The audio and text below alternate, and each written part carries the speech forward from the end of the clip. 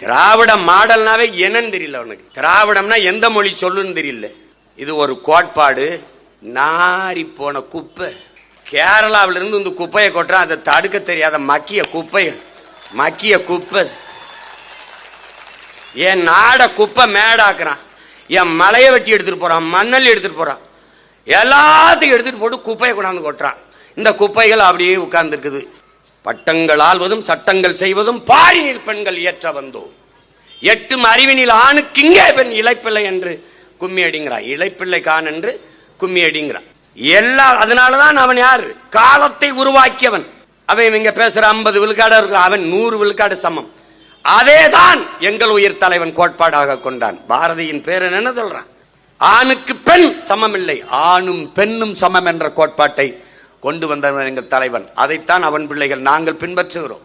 இந்த பெரும்பாவலனினுடைய வழிவந்த புரட்சி பாவலன் சொல்ற பெண்ணுக்கு பேச்சுரிமை வேண்டாம் என்கிறீரோ? மண்ணுக்கும் கேடாய் மதிக்கின்றீரோ பெண்ணினத்தை? பெண்ணடிமை தீரு மட்டும் பேசும் திருநாட்டில் மண்ணடிமை தீர்ந்து வருதல் முயல் கொம்பே.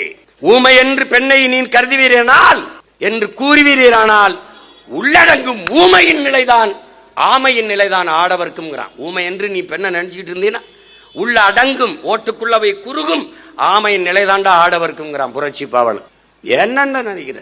வீர சுதந்திரம் வேண்டி நின்றார் வேறொன்று கொள்வாரோன்றான். வீர சுதந்திரம் வேண்டி நின்றவர் வேறொன்று கொள்வாரோன்னா அதை அவன் பேரன் சொல்றான். சுதந்திர பசி கொண்ட மக்களை சோற்று பசி ஒன்னும் செய்யாதுங்கிறான். சுதந்திர பசி கொண்ட மக்களை சோற்று பசி என்னடா செய்யுங்கிறான். கேட்டா பெண்ணிய உரிமை நாங்க தான் பெற்றுக் கொடுத்தோம். பெண்களுக்கு நாங்க தான் பெற்றுக் கொடுத்தோம். என்ன கொடுத்த? உன் அமைச்சரவையில் எத்தனை பெண்ணு சொல்லு? உன் கட்சியில் இப்ப இந்த 26ல எத்தனை பேருக்கு சீட்டு கொடுப்பேன் சொல்லு? நான் 117 இடம் சீட்டு கொடுப்பேன். பாரதியின் பேரம் கொடுப்பேன். பாவேந்தனுடைய பேரம் கொடுப்பேன். என்ன கொடுப்பேன்?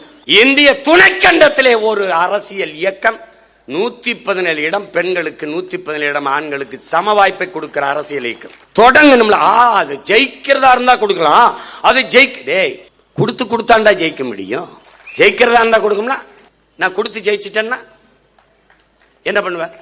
அவன் ஒரு பெண் உரிமைவாதி, அவன் ஒரு மானுடன். எங்களுக்கு ஒரு தாத்தா இருந்தார், பசும்பன் முத்துராமலிங்க தேவர் ஒரு தாத்தா.